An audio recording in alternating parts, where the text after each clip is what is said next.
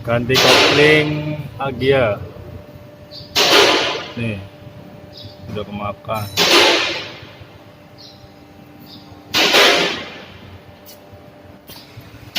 Ini untuk transmisinya kita akan ganti release bearingnya atau drag lahar. Cover kopling sudah kemakan, kampas kopling sudah tipis sekali ya.